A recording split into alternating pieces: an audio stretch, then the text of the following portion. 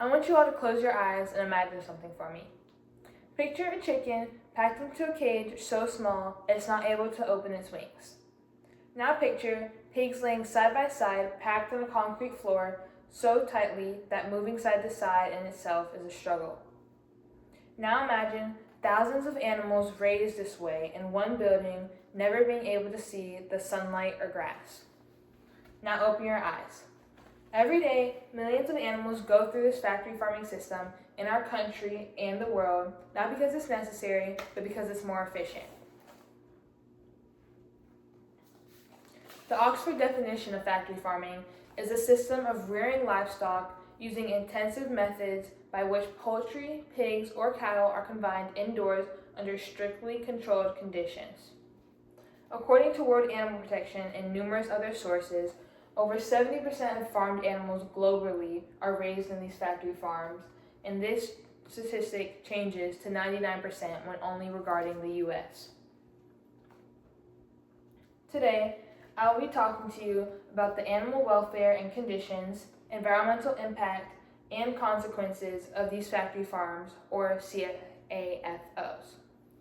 By the end of my speech, you'll be able to understand why reducing factory farm is such a big deal and how even you can make a change. So, first we have 3 common misconceptions that many people mistakenly believe when thinking about factory farming. The first one is that factory farming is essential to provide affordable protein and meet the global demand for food.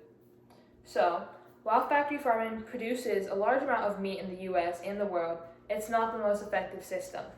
It utilizes over 80% of global agricultural land, but it provides less than 20% of the world calorie supply and just 38% of its protein, meaning it's not a fair trade. Another one is that controlled environments protect animals from predators, diseases, weather, and more, basically saying that animals are better off in these factory farms because it's better conditions and it keeps them safe.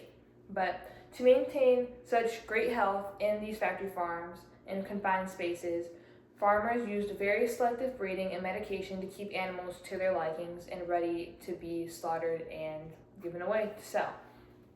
And according to the National Library of Medicine, nearly 50% of all antibiotics worldwide are solely given to farm animals in order to promote their growth and prevent diseases in such horrible conditions.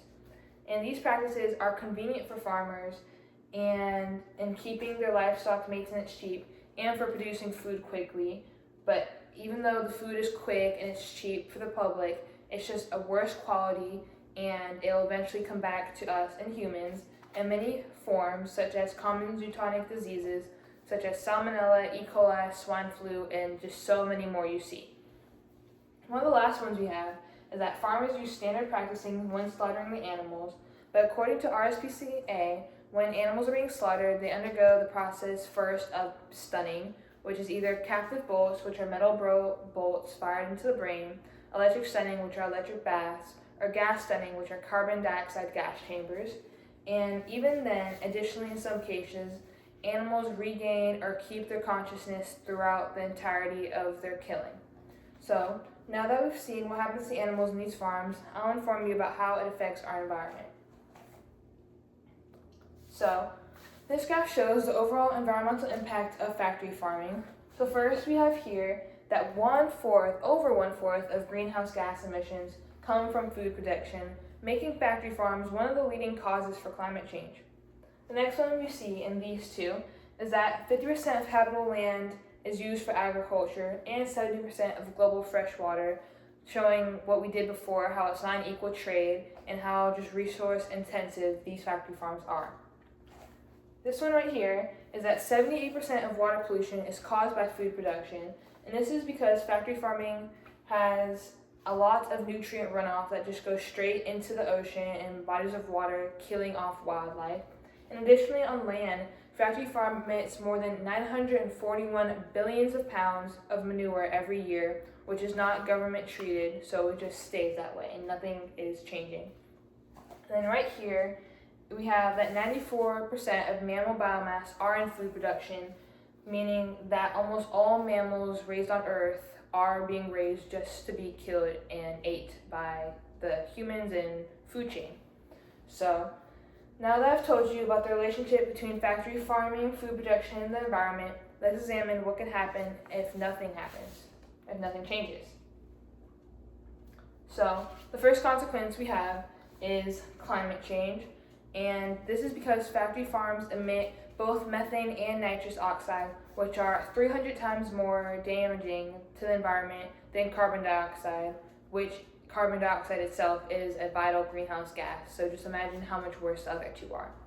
Next we have human health or pandemic, because the overuse of antibiotics, like we went over before, will eventually lead to an antibiotic-resistant bacteria, which will only get more and more resistant to antibiotics, meaning that treating infections in human health will only get harder and harder and eventually impossible. Lastly, we have animal extinction, because with animal agriculture driving wildlife decline, over 24,000 species are at risk.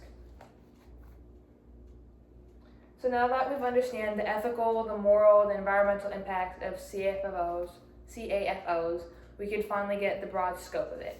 So, after listening and considering my speech, how many of you would consider to eat one plant-based meal a week? Now, if that wasn't too much to ask, how many of you guys would consider primarily buying and consuming free-range or grass-fed animal products? Because at the end of the day, the choices we make don't solely affect what's sitting in front of our plate at dinner or lunch or breakfast, but the morality, environment, health, and overall future of our world and planet. Thank you.